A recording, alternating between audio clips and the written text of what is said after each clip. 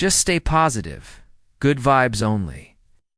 Everything happens for a reason. You have probably heard these phrases many times. They sound supportive. They sound motivating.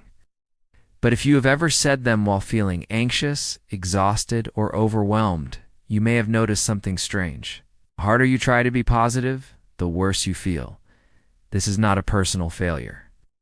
It is a psychological response. Today we are talking about toxic positivity, why it backfires, what emotions are actually trying to do for you, and how acceptance creates real emotional freedom. Let's start with the myth. The myth is that positive thinking fixes negative emotions, that if you think the right thoughts, pain will disappear. Sadness, anger, fear, or grief do not mean something is wrong with you. This belief did not come from psychology. It came from self-help culture, from productivity culture, from social media. Positivity looks good online. Pain does not.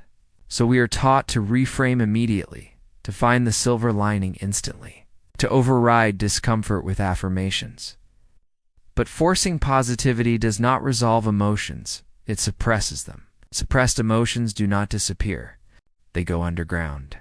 They show up later as anxiety, as emotional numbness, as burnout, as sudden breakdowns that seem to come out of nowhere.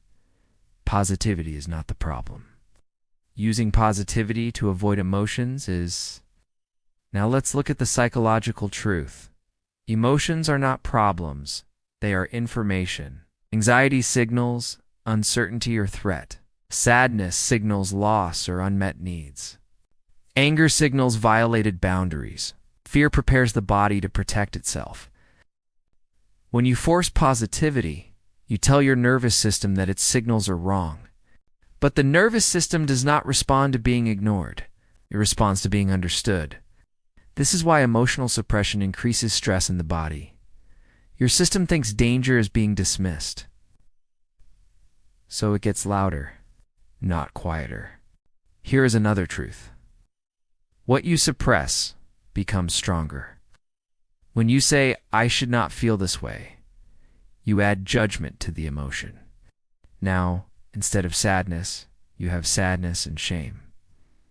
Instead of fear, you have fear and self-criticism. This is not resilience. This is emotional overload. Acceptance is often misunderstood. Acceptance does not mean giving up. It does not mean liking the pain. It does not mean staying stuck. Acceptance means saying, "This is what I am feeling right now," and not fighting yourself for it. Psychologically, acceptance lowers stress. It calms the nervous system. It creates space for change. You cannot regulate what you refuse to acknowledge. So what creates emotional freedom? First, name the emotion. Do not fix it. Do not reframe it. Just name it. I feel anxious. I feel sad. I feel overwhelmed. This activates the part of the brain responsible for regulation. You are not feeding the emotion. You are orienting to it. Second, validate before you reframe. Reframing only works after validation, not before. Instead of saying, "I should be grateful," try saying, "This hurts because it mattered." Meaning can come later. Timing matters. Trying to be positive too early is like telling a wound to heal itself. Third, regulate before you think. Emotional distress is often physical, not logical. Before affirmations, slow your breathing, ground in your body, move, feel something solid. Once the nervous system settles, clarity follows naturally. Finally, replace good vibes only with honest emotions allowed. Real emotional freedom is not constant happiness. It is flexibility. Feeling sadness without drowning in it. Feeling anger without becoming it.